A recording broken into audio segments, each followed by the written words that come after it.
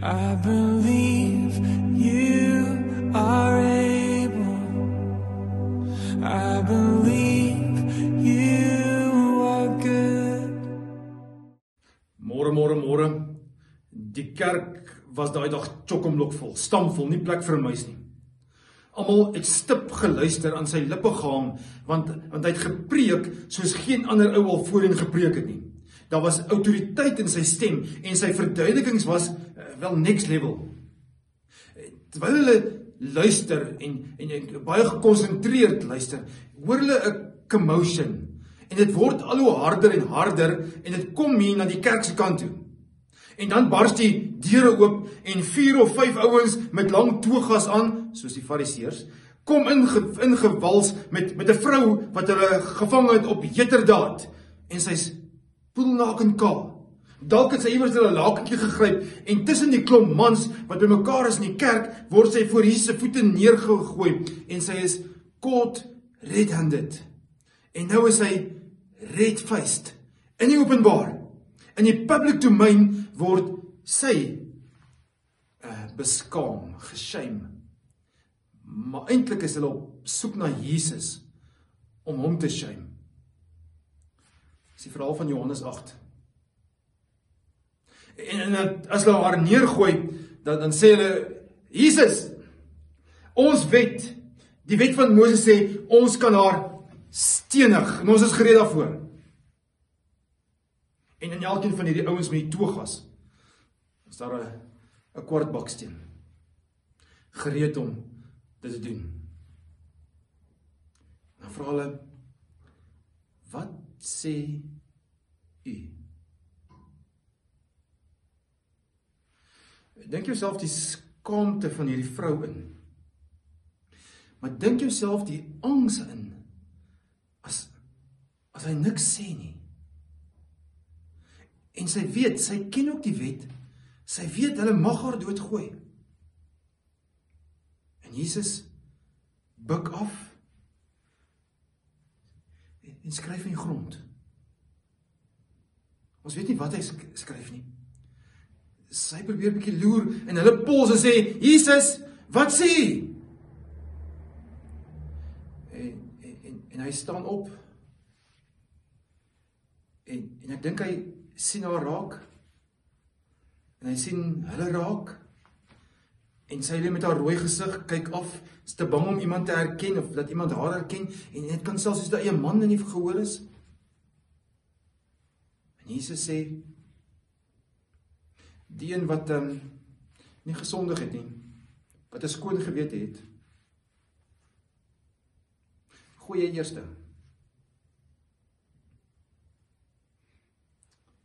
En Jesus buig weer af, skryf weer in die grond. En ek dink die vrou loer so vir Jesus, sien die klippe so in die hoek van haar oog in die ouens se hande, en wag met 'n gespannendheid dat die eerste klip haar tref. En sy wag.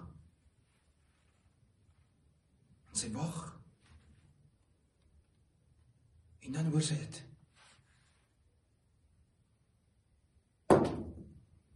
'n Klip wat neerplof. En dan nog een. En nog een. Nog een. En sy loer, en sy sien, daar lê die klippe, en daar loop hulle.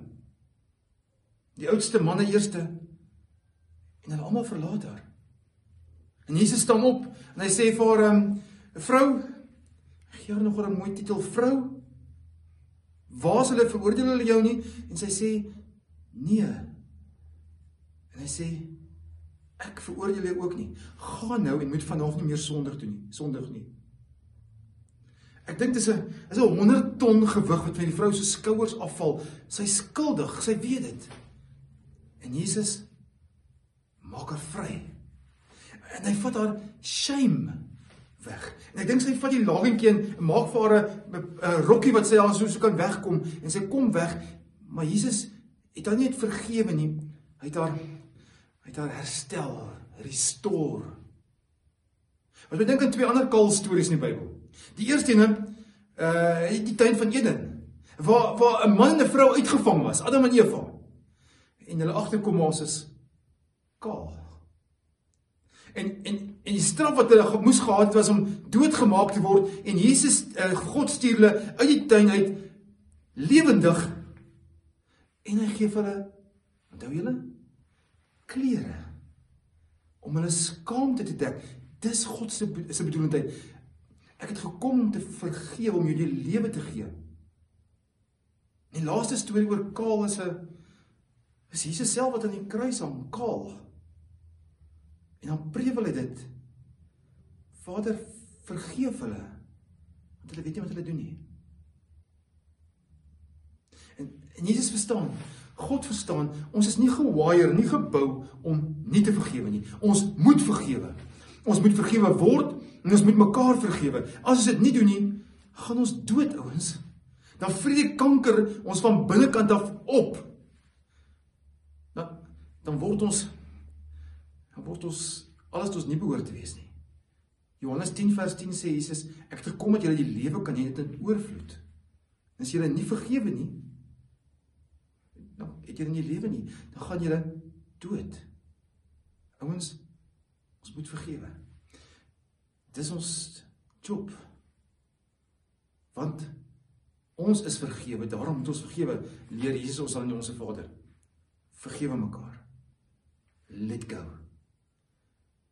Dankie Here dat ons ligter deur die lewe kan, vrede kan hê, omdat ons kan let go. Ons vergewe mekaar, Here, want U het ons baie goeders, ontelbaar baie goeders, vergewe. Amen. O ja, jy weet hierdie boodskap van vergifnis is net eie aan Christendom. Hierdie stories van, selfs al is jy red-handed gevang, is daar vergifnis. Selfs al hang ons hom aan 'n kruis, sê hy, vergewe. Dis net in Christendom wat ons hierdie storie het.